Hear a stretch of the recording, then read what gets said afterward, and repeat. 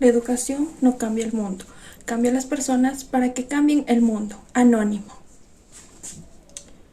Hola, ¿qué tal? Te saluda Dayana Lara, junto con mi equipo de trabajo, el mismo que está integrado por Belén Granda, Rosa Caicedo, Lady Jiménez, Yulisa Jiménez y Elizabeth Silva. Somos estudiantes de la Universidad Nacional de Loja, de la Facultad de la Educación, el Arte y la Comunicación, de la carrera de Educación Básica. El día de hoy vamos a hablar sobre la disfasia. ¿Qué es la disfasia? Bueno, la disfasia es un tipo de alteración en el lenguaje que se produce en los niños que tienen los órganos que intervienen en la producción del habla sin ninguna alteración y su capacidad auditiva y psicológica es normal, aunque en ellos hay un trastorno neurológico que no está identificado. Con la disfasia se dificulta el análisis que debe hacer el cerebro para ordenar la secuencia de los fonemas, las sílabas que forman palabras, la realización de oraciones, la selección de fonemas, entre otros. Todos los niños con disfasia aprenden cuando se concretizan todos los aprendizajes, es decir, cuando les hacemos visualizar todo lo que queremos que comprendan, haciendo uso de material concreto, que sea interactivo y dinámico, para que de esta manera puedan comprender y ¿Qué aprender. síntomas presentan los niños que la padecen? Los niños que la padecen presentan un déficit en el lenguaje, tanto a nivel comprensivo como a nivel expresivo, sin que exista un trastorno generalizado del desarrollo. El déficit en el lenguaje oral se caracteriza por un retraso cronológico en la adquisición del lenguaje, tener importantes dificultades específicas para la estructuración del lenguaje y la comunicación, producir conductas verbales anómalas que se traducen en una desviación respecto a los procesos normales de adquisición y desarrollo del lenguaje. Déficit a nivel expresivo. Intencionalidad comunicativa pobre y grandes dificultades para adaptarse al interlocutor. Expresión muy baja o casi nula. Las frases y palabras se dicen en el orden impuesto por el pensamiento que los suscita. En algunos casos, la expresión se reduce a jerga. Heterogeneidad del vocabulario, existiendo la presencia de palabras complejas y la ausencia de palabras más simples.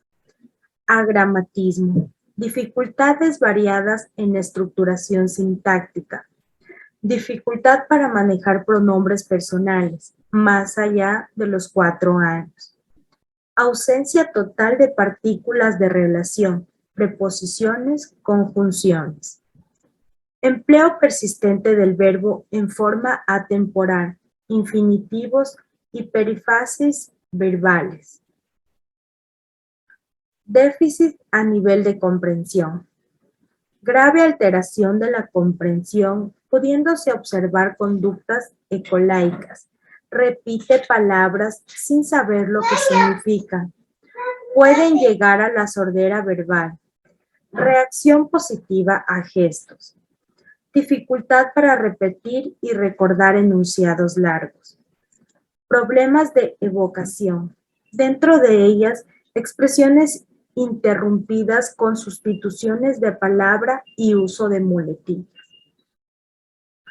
Sintomatología asociada.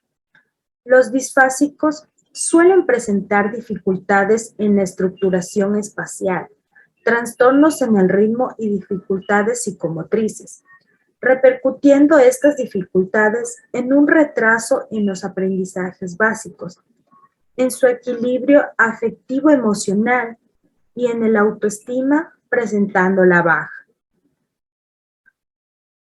Como ausencia de sus dificultades, se produce un fracaso en sus aprendizajes escolares. Este traerá consecuencias personales, familiares y de relación como por ejemplo, problemas en la memoria secuencial de estímulos visuales, trastornos de tipo perceptivo, falta de programación en su actividad lúdica, especialmente en el juego simbólico, alteraciones de la conducta social y afectiva, con rasgos de ansiedad, dificultades en el desarrollo cognitivo, relación en el pensamiento y lenguaje, graves dificultades para el aprendizaje de la lectoescritura. En conclusión, podemos decir que presentan graves dificultades en la comunicación y el aprendizaje escolar por la falta de adquisición del lenguaje, de lo cual se deduce la importancia vital del lenguaje como medio de comunicación para el individuo. A continuación, yo les voy a hablar sobre las clasificaciones que tiene la disfasia. Como primer punto tenemos la disfasia expresiva, la cual es donde el estudiante puede entender perfectamente lo que las otras personas le están diciendo, pero él no puede expresar sus ideas de manera correcta. Por lo tanto, esto lleva a que el niño tenga problemas en el aprendizaje del lenguaje. No existen ni alteraciones cognitivas ni sensoriales auditivas o alguna lesión que lo provoque. Por lo tanto, los padres deben llevar al estudiante con las personas adecuadas para que ellos puedan descubrir cuál es el motivo que provoca ese tipo de disfasia. Bien, vamos a hablar sobre la disfasia comprensiva. Esta es una alteración grave del lenguaje que por lo general da como resultado un retraso severo del aprendizaje que por lo general suele ser receptivo. Es decir, que el estudiante no va a entender lo que nosotros le estamos tratando de decir. Por otro lado, no existe alguna una lesión que pueda provocar este tipo de disfasia, ni algún problema dentro de sus órganos sensoriales. Por lo tanto, en ocasiones se suelen combinar las dos disfasias, en este caso la comprensiva y la expresiva, y esto suele dificultar que el estudiante pueda adquirir el aprendizaje de manera correcta. Bien, yo les hablaré acerca de las estrategias generales de intervención. La disfasia es superable en cuanto a un ambiente propicio y con metodologías adecuadas que involucren al niño o niña en su totalidad. También debemos preocuparnos en ofrecer al niño o niña herramientas básicas de comunicación, es decir, antes de una pronunciación perfecta se llegará a tiempo. Y no olvidar que no tenemos a un niño disfásico o una niña disfásica, sino que tenemos a un niño o una niña con disfasia y que es ante todo un niño o una niña y que como tal aprende a través de los juegos, con propios tiempos y diferencias individuales y sobre todo envuelto en una atmósfera de amor, comprensión y aceptación.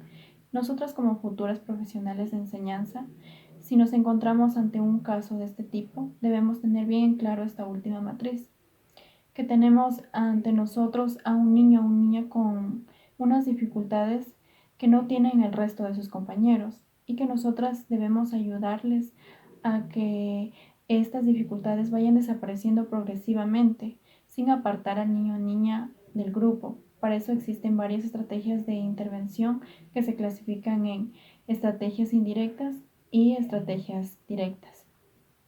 En cuanto a las estrategias indirectas, como primer punto está el ejercicio de discriminación auditiva, que esto se toma como ejemplo a partir de una grabación.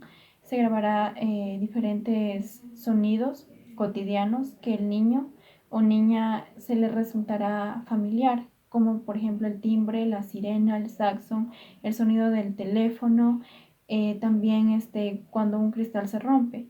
A jugar a acertar a cuál corresponde cada uno de estos sonidos, identificar en qué momento se los puede escuchar.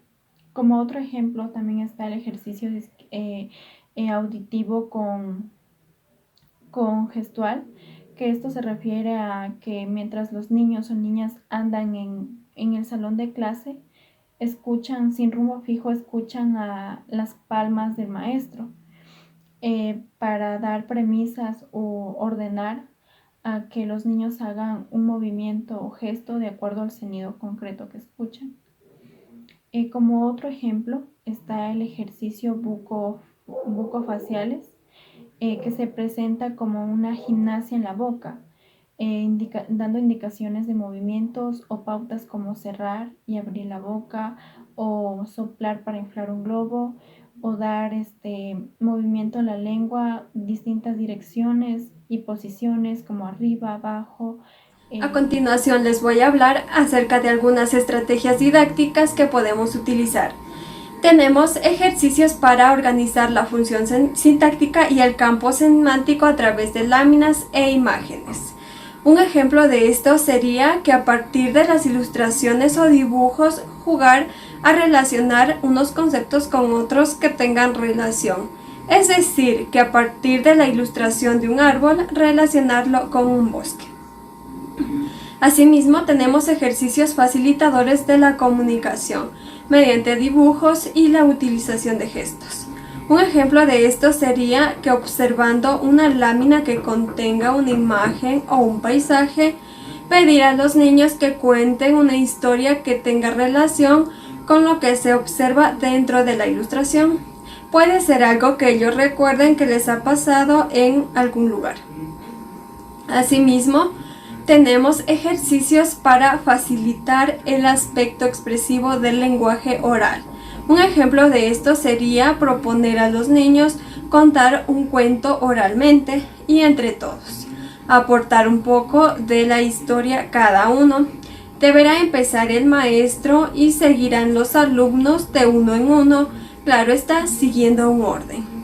También tenemos ejercicios morfosintácticos, desde palabras y frases sencillas hasta otras más complejas.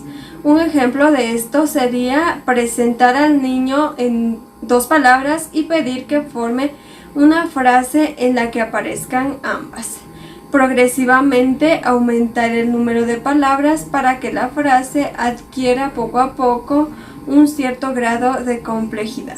Orientaciones generales a la hora de trabajar con alumnos disfásicos o este tipo de alumnos es importante tener en cuenta una serie de orientaciones o pautas que debemos tener en cuenta cuando tengamos clases con los alumnos. Al igual, los padres de familia pueden implementar y orientar y ayudar. Por ejemplo, vocalizar bien al hablar con el niño, utilizar palabras que el niño comprenda, dar órdenes al niño de manera clara y breve, como por ejemplo cierra la puerta, repetir las palabras claras para que el niño las entienda, reforzar su vocabulario con juegos tales como el veo, adivinanzas, hacer ejercicios y imitar movimientos de la boca, como sacar la lengua, hacer caras raras, hacer preguntas sobre su vida cotidiana, leer cuentos sencillos, entrenarle en la utilización de normas como por ejemplo hola, adiós y por favor y gracias, y al salir del cole preguntarle que cómo le ha ido, si ha comido, y por último pero no menos importante es proporcionar al niño oportunidades para utilizar el lenguaje. Estas son algunas recomendaciones y sencillas para estimular el lenguaje tanto comprensivo como expresivo.